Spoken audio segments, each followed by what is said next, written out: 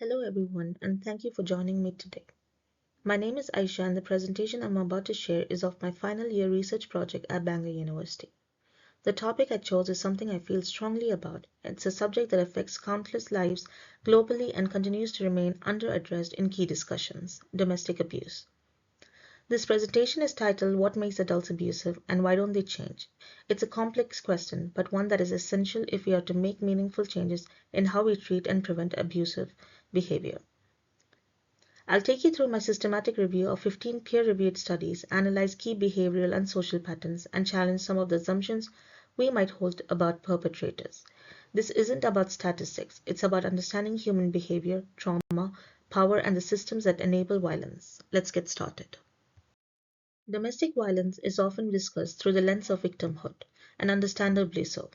However, the other side of the equation, the perpetrator, remains less explored in psychological and social research. That gap matters. If we want to stop abuse, we must understand why people engage in it, how their patterns form, and whether they are capable of real change. This matters because public policy, law enforcement, and therapeutic interventions are often designed without this deeper insight. Without understanding perpetrators, interventions can fail to prevent repeat offenses, and survivors may remain at risk. This research also addresses a methodological concern. Many studies rely on data from formal support services like shelters or legal aid organizations. While important, this focus excludes people who don't or can't access help, such as those with insecure immigration status or those living in patriarchal societies that stigmatize reporting. It skews our understanding of who is affected and how abuse happens. The primary aim was to identify and synthesize existing knowledge about what causes domestic abuse behaviors in adults. Specifically, it focused on people who became abusive in adulthood, those whose patterns weren't just the result of adolescent aggression or immediate stress, but part of a larger behavioral system. A secondary aim was to assess whether those behaviors remain stable over time. Are they situational or chronic? Is there potential for transformation, or are these behaviors resilient to change? The research questions guiding the entire review was: which factors make adults domestically abusive, and do they stay unchanged about their behaviors? This helped narrow the scope to those studies that address root causes and behavioral continuity rather than responses or outcomes. This research used a systematic literature review framework guided by the PRISMA model. The databases included Scopus, PsycInfo, PubMed, and ScienceDirect, each known for its robust indexing of psychology, law, and public health research. The search terms were carefully structured using Boolean or operators and spanned across psychological, sociological, legal, and economic themes. Out of 3,600 articles initially identified, 145 duplicates were removed. Following relevance screening and abstract review, 65 full-text articles were assessed. Eventually, 15 studies were selected based on their methodological quality and relevance to the research question. Data was extracted systematically and analyzed using Brown and Clark's six-phase thematic analysis. This involved inductively coding findings and clustering them into overarching themes like coercive control, attachment insecurity, trauma, and substance misuse. The aim was not to just summarize but to interpret patterns of abuse and behavioral stability in a structured and transparent way. Let's now look at the most critical findings from the 15 studies. These risk factors weren't isolated variables. They often overlapped and reinforced one another. Firstly, adverse childhood experiences stood out. These include exposure to violence, neglect, substance misuse, or emotional unavailability during childhood. Studies like Herbert and Fong show that early trauma disrupts emotional development, leading to impaired empathy and impulse control. Emotional dysregulation and attachment insecurity were frequently identified. Many perpetrators had unresolved grief, anger, or anxiety that made them hypersensitive to perceived rejection or criticism. Coercive control, as explored by Myhill and Hall, highlighted that many perpetrators use psychological tactics like gaslighting, financial isolation, and intimidation. This kind of abuse is systematic and often hidden. Substance misuse, as shown by Gilchrist and Kaferke, intensified the risk of violence and recurrence. And finally, cultural factors like gender norms and economic stresses amplified the effect, especially in patriarchal societies. This slide highlights one of the most critical themes that emerge across the studies: how trauma, especially early trauma, interacts with personality development and sets the stage for abusive behavior in adulthood. Let's begin with adverse childhood experiences. According to Herbert, individuals who later became perpetrators often report high levels of trauma in their youth. Things like witnessing violence at home, experiencing neglect, or being emotionally invalidated. These experiences don't just cause distress, they actively shape how someone learns to express anger, seek control, or process fear. In some cases, these individuals also exhibit self harm or impulsive coping strategies, which may later evolve into externally directed violence. Then we have the attachment and parenting dimension. Fogg showed that disruptive early attachments, particularly insecure or avoidant bonding, can lay a psychological blueprint or relational instability. When someone learns early on that love is conditional or painful, they often carry that model into adult relationships, where fear of abandonment or mistrust can manifest as control, jealousy, or coercive behavior. The last point here is about perpetrator typologies. Based on findings by Hajimatsu, their machine learning analysis clustered perpetrators into several psychological profiles, some of whom were emotionally dysregulated, others strategic and manipulative. What's interesting is that certain types were most resistant to change. This tells us that not all abuses are the same, and the treatment can't be one size fits all. Some might benefit from trauma focused therapy, while others require accountability centered programs to dismantle learned patterns of entitlement or dominance. The key takeaway from this slide is that abuse often begins long before the first violent act. It's rooted in unaddressed trauma, reinforced by maladaptive coping, and shaped by personality development. If we want to interrupt the cycle, we need to understand and treat these underlying drivers, not just the symptoms. Let's now take a deeper look at how broader social, cultural, and structural factors contribute to the development and persistence of domestic abuse in adulthood. This slide focuses on three major components: coercive control, financial stress, and patriarchal belief systems, each of which plays a critical role in either normalizing, masking, or perpetuating abuse across relationships and generations. Let's begin with coercive control. Research by Michael and Hall identifies coercive control as one of the strongest predictors of long term harm in abusive relationships, often more significant than physical violence itself. What's powerful about coercive control is its subtlety.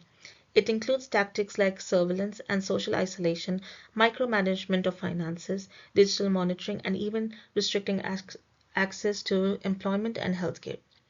These behaviors may not leave visible marks, but their psychological impact is severe and cumulative. They rewire the victim's reality and gradually eroding autonomy and creating a state of fear-based compliance. What's alarming is that perpetrators often don't see these actions as abusive, especially when cultural norms or outdated legal definitions don't classify such behavior as criminal. This normalized manipulation becomes even harder to undo because it doesn't fit the stereotypical image of abuse. Now, moving to the financial stress, according to Fahmy and Williamson, economic hardship is both a trigger and a trap in abusive households. On one hand, financial insecurity intensifies stress, which can fuel aggression, especially in individuals who already struggle with emotional regulation or power dynamics. On the other hand, financial dependency becomes a major barrier that keeps victims in abusive relationships. This double mind makes financial empowerment a crucial yet complex component of abuse prevention. Think of situations where a survivor has no independent income, may be caring for children, and lacks access to housing or legal resources. Leaving becomes not just emotionally difficult but logistically impossible. Moreover, abusers often exploit this dependency. They may prevent their partner from working, sabotage job opportunities, or control access to shared bank accounts. These are forms of economic abuse that are not always recognized legally or socially, but are deeply damaging and again linked to coercive control. Finally, we need to talk about patriarchy and cultural context. Nugraha offer compelling insight here. Their research shows that patriarchal belief systems, where men are viewed as household leaders and women as submissive caregivers, create an environment where abuse is minimized, excused, or even seen as a legitimate form of discipline. This isn't limited to any one region or culture. Global patriarchal norms shape what's considered normal in relationships, from who gets to make decisions to who controls the finances to how conflicts are resolved. In many cases, these norms are reinforced by media, religious teachings, and outdated legalization. The danger is that when power imbalances are built into the social fabric, abuse becomes harder to identify and even harder to challenge. Let me give you a quick real world example to humanize this. Imagine a woman in a traditional community who is financially dependent on her husband. Her culture encourages her to stay silent, prioritize family reputation, and accept her role in perceiving harmony. Her husband installs tracking software on her phone under the guise of safety and routinely controls her spending. From the outside, this doesn't look like a crisis, but inside the home, this is a coercive control rooted in patriarchy and maintained by economic leverage. With the rise of digital technology, a new frontier of abuse has emerged: technology facilitated abuse, as described by Violet. Perpetrators now use tools like GPS tracking, spyware, and forced sharing of passwords to extend control beyond the physical household.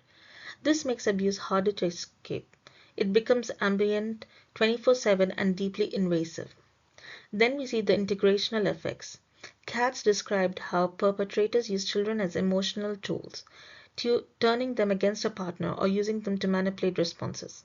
Lloyd documented how this damages children's development, making them anxious, aggressive, or withdrawn. Over time, these children internalize abuse as a normal way of relating. The cycle of violence continues, not just by example, but by design. That's why early intervention with children is vital. One of the most persistent findings across the literature is that behavioral change in domestic abuses is rare, and even when it does occur, it tends to be fragile, short term, and highly conditional. Let me first draw your attention to the idea of resistance to intervention. According to Day and Bowen, some abuses do not lash out impulsively or emotionally. Rather, they are what the authors call strategic abuses. These individuals use calculated manipulative tactics designed to control and dominate their partners. Their behavior is not driven by poor emotional regulation alone, but by entrenched belief systems, ideologies of entitlement, power, and control. This makes them highly resistant to change, especially through short term therapeutic interventions. These are the individuals who can present well in therapy, say the right things, and yet never fundamentally alter their behavior because they don't believe that what they're doing is wrong. Now let's move to substance abuse, which often overlaps with abusive patterns and complicates the picture of behavioral change. Research from Gilchrist and the meta-analysis by Kafurki both highlight how alcohol and drug use significantly increase the risk of intimate partner violence. But the more critical insight here is that substance use not only exaggerates aggression, it also creates a recurring cycle that perpetuates abuse. Think of it as a reinforcing feedback loop. Trauma leads to substance abuse, which reduces inhibition and heightens aggression, which then leads to further relational conflict and emotional distress, fueling more substance abuse. Unless both the addiction and the abusive behavior are treated together in an integrated model, the chances of long term change are slim. Now, on to the third point: rare behavioral change. One of the most sobering studies included in the review is McConnell, which evaluated a couple-based intervention program. While the program had high initial engagement, sustained behavioral change was rare. In fact, many of the perpetrators who participated reverted to old patterns of abuse over time. The researchers emphasized that motivation to change was the single most important predictor of success.